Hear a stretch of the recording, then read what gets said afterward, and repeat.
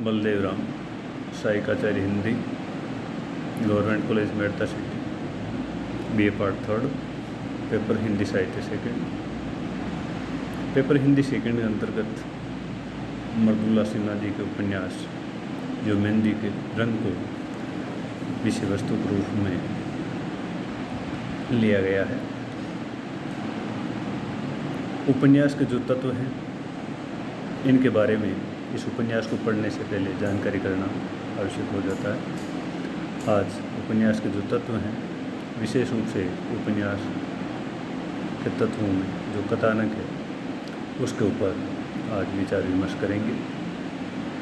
वैसे मुंशी प्रेमचंद के प्रभावशाली व्यक्तित्व को ध्यान में रख करके उपन्यास की जो विकास यात्रा है उसको अलग अलग भागों में बांटा गया है। तो सबसे पहले उपन्यास के जो तत्व हैं उनमें कथानक, इसके ऊपर आज विचार विमर्श करेंगे।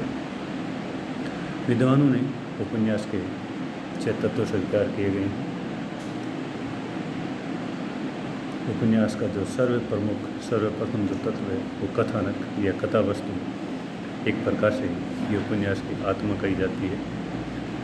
इस कथानक को आगे बढ़ाने का जो काम करते हैं वो है पात्र या चरित्र चित्रण, तीसरा संवाद या कथोपकथन, चौथा देश काल और वातावरण, पांचवा भाषा शैली और उद्देश्य।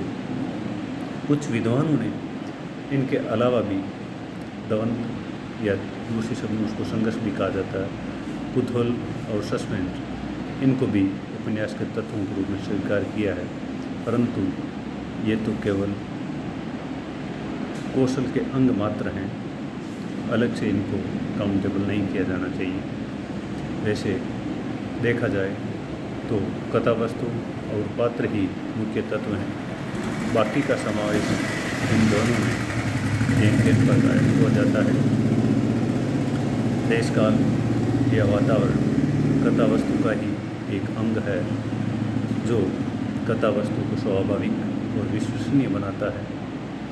उद्देश्य को परिणाम नाम से भी संबोधित किया जाता है जो कथा वस्तु से प्राप्त किया जाता है, तथा उसको शैली से भी या एक प्रकार का जो लिखने का जो ढंग है उसे भी प्राप्त करने का प्रयास किया जाता है या प्राप्त किया जाता है।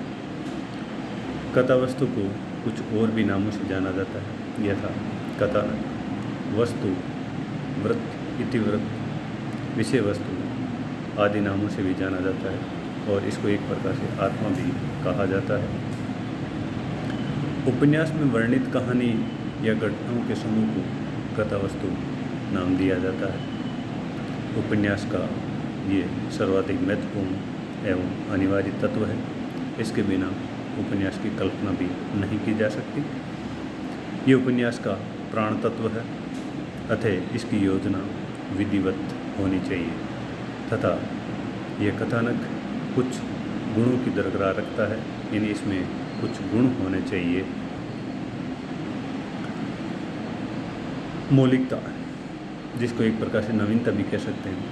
उपन्यास की कथा वस्तु काल्पनिक यानी कल्पित, लोक विश्रुत यानी लोक में बहने वाली कोई कथा भी हो सकती है अथवा ऐतिहासिक आधार को अपने में समेटे हो सकती है। सभी प्रकार के कथानकों में मौलिकता या नवीनता का गुण होना बेहद ज़रूरी होता है, अनिवार्य होता है। काल्पनिक कथानक में तो इस गुण का समावेश स्वतः ही हो जाता है। लोक में प्रचलित एवं इतिहास को आधार बनाकर जो कथानक लिए जाते हैं उसमें भी उपन्यासकार को मौलिकता लाना अनिवार्य हो जाता है। इसके लिए वह लोक विश्रुत अथवा ऐतिहासिक घटना में कल्पना का मिश्रण करता है। इस कल्पना के समावेश से ही वह ऐतिहासिक सत्य की रक्षा कर पाता है एवं नवीन प्रसंगों की उद्भावना कर सकता है। इतिहास के अस्पष्ट एवं धूमिल चित्रों को भी उपन्यासकार अपनी कल्पना तुलिका के सहारे आसानी से उनको प्रकट कर सकता है, या यूं के कल्पना के सहारे उनके उज्ज्वल रूप को सबके सामने ला सकता है। दूसरा इसका जो गुण है वो है संभाव्यता, यानी संभावना, यानी जिस कथानक को आधार बनाया, जिस कथानक को चुना, जिन घटनाओं को चुना, वो ऐसी होनी चाहिए कि वास्तव में ऐसी हो सकती है। बिल्कुल असंभव टाइप प्रतीत नहीं होनी चाहिए। यदि असंभव टाइप प्रतीत होगी तो वो उपन्यास पाठकों से अछूता रह सकता है। संभाव्यता, इसके बिना मौलिकता या नवीनता अर्थहीन हो जाती है। कथा वस्तु की घटनाएं काल्पनिक होते हुए भी संभव सी प्रतीत होनी चाहिए, अन्यथा उनसे पाठक के हृदय में अविश्वसनीयता की सृष्टि होती है, जिसके फलस्वरूप पाठक की तल्लीनता भंग हो जाती है। जब पाठक पूर्ण विश्वास के साथ उपन्यास के पढ़ने में मग्न होता है तो वह यह भूल जाता है कि वह औपन्यासिक गगन के अंतर में विचरण कर रहा है। उस समय उसे काल्पनिक और व्यावहारिक में कोई अंतर प्रतीत नहीं होता है। एक प्रकार से कहा जा सकता है कि कथानक में संभाव्यता या संभावना के गुण का होना अति आवश्यक है। इसके बिना कथा वस्तु वो प्रभावशाली या वो रोचकता प्रदान नहीं कर पाती है जो संभाव्यता के गुण से वो प्राप्त करती है। तीसरा जो इसका गुण है रोचकता, ये भी कथानक का एक अनिवार्य गुण है। एक कथा वस्तु उपन्यास की हो या कहानी की हो या दूसरी निबंध की जो घटनाएं हो, सब में रोचकता का गुण होना जरूरी है, या यूँ कहें काव्य के लिए रोचकता बेहद ज़रूरी है। यदि रोचकता का गुण काव्य में नहीं होगा, गद्य या पद्य चाहे कोई सा भी क्यों नहीं हो, तो जहाँ रोचकता नहीं है वो रचना पाठकों से दूर हो जाती है। इसलिए रोचकता का गुण लाना साहित्यकार के लिए ज़रूरी हो जाता है। इस गुण से रहित उपन्यास पाठकों के हाथों के स्पर्श से वंचित हो जाएगा। कथा वस्तु को रोचक बनाने के लिए आवश्यक हो जाता है कि कथा की धारा अपने सहज स्वाभाविक रूप में प्रवाहित हो। जिस प्रकार से नदी की धारा में मिले पदार्थ धारा के साथ बहते चले जाते हैं, उसी प्रकार पाठक की कल्पना भी कथा धारा के साथ बहती चली जानी चाहिए। कथानक में घटनाओं का श्रृंखलाबद्ध विन्यास उसकी रोचकता में इजाफा करता है या उसमें चार चांद लगाता है। तारतम्यता, यह भी कथा वस्तु के लिए बेहद आवश्यक गुण माना जाता है। यानी जिन घटनाओं का संयोजन उपन्यासकार ने कथा वस्तु में किया है, उन घटनाओं में तारतम्यता होनी चाहिए। किसी भी घटना का बहुत ज़्यादा वर्णन या बहुत कम वर्णन उपयुक्त नहीं होता है। औसत वर्णन उस घटना में चार चांद लगाता है और उपन्यास की कथा वस्तु को रोचकता प्रदान करने का काम करता है। तो प्रत्येक प्रसंग एवं घटना का कथानक में उचित अनुपात में रहना चाहिए, एवरेज होना चाहिए। किसी का न ज़्यादा वर्णन न किसी का कम वर्णन होना चाहिए। कथा वस्तु में मार्मिक स्तरों तक पहुंचने वाले प्रसंगों का उचित मात्रा में वर्णन ही अपेक्षित रहता है। इन प्रसंगों के वर्णन में उपन्यासकार को इस बात का ध्यान रखना चाहिए कि ये वर्णन कथा प्रवाह में बाधक न होकर उसे गति प्रदान करने वाले हों। इन प्रसंगों के अधिक विस्तृत हो जाने या कम वर्णन से कथानक के विचिन्न होने की आशंका रहती है। एक घटना से कई कार्य एक साथ सिद्ध कर लेना तारतम्यता का अद्भुत विलक्षण लक्षण होता है।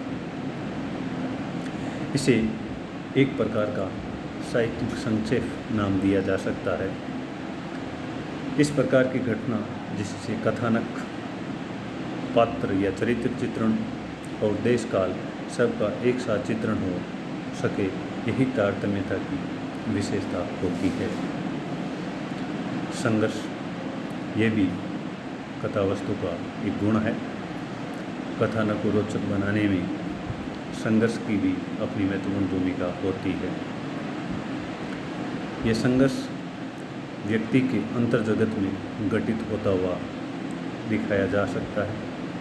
इस संघर्ष की स्थिति में मानव कुछ अवधि के लिए किंग करते हुए विमूढ़ हो जाता है।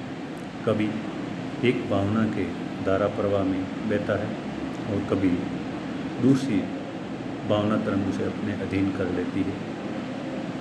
इस प्रकार की अनिश्चितता व अस्थिरता से वह विकल हो उठता है। अंत में वह कोई निर्णय करता तथा अपने विफल को शांत करता है।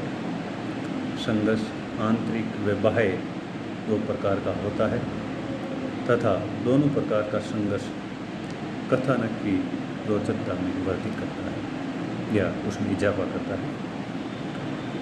सुगठितता ये भी उपन्यास की कथा वस्तु का एक आवश्यक और अनिवार्य गुण होता है। इसका अर्थ एक से अधिक अवान्तर प्रसंगों के पारस्परिक गठन से है। जिस प्रकार एक प्रसंग की अनेक घटनाएं आपस में संबद्ध होनी चाहिए, उसी प्रकार उपन्यास के कथानक में अनन्य प्रसंगों का परस्पर सुगठित होना आवश्यक है। जिस प्रकार से शरीर में विभिन्न अंग प्रत्यंग होते हैं तथा उचित विभाजन, यथास्थान उनका विन्यास आदि शरीर को मजबूती प्रदान करते हैं, उसी प्रकार उपन्यास की मूल कथा में अवानांतर कथा प्रसंगों का उचित विनियोजन, उचित विभाजन कथानक को सुगठित बनाते हैं। उपन्यास की कथा वस्तु में प्रमुख कथा के साथ साथ गौण कथाओं का समायोजन उपन्यासकार करता है। ये गौण कथाएं उसी सीमा तक ठीक रहती है जो मुख्य कथा को अपने उद्देश्य तक पहुंचाने में सहयोग करती है। यदि ये मुख्य कथा को पीछे छोड़ के अपने रूप का, अपने स्वरूप का यदि उद्घाटन करे तो वो गौण कथाएं फिर उस उपन्यास में या उस कथानक में वो कार्य नहीं कर पाती है जो गौण कथाएं करती है। पात्रों के चारित्रिक विकास में भी गौण कथाओं की भूमिका महत्वपूर्ण होती है। इसी को दोहरी तिहरी कथा शैली कहा जाता है। वैसे इसको देखा जाए तो पताका, प्रहरी आदि गौण कथाएं होती है। पताका जो लंबी दूरी चलती है, प्रहरी जो छोटी दूरी के लिए चलती है, लेकिन इनका उद्देश्य मुख्य कथा के उद्देश्य को प्राप्त करने में अपना सहयोग करना होता है। मुख्य कथा के प्रभाव को तीव्र करने के लिए ही गौण कथाओं का प्रयोग होना चाहिए, वे विचारणीय प्रश्न है। इस प्रकार आज का जो अपना ये चैप्टर था, अध्याय था, इसमें कथानक के ऊपर विचार विमर्श अपन ने किया। आगे उपन्यास के जो या उपन्यास की कथा वस्तु से आगे जो पात्र या चरित्र चित्रण है या दूसरे जो उपन्यास के तत्व हैं उनके ऊपर विचार विमर्श करेंगे। धन्यवाद।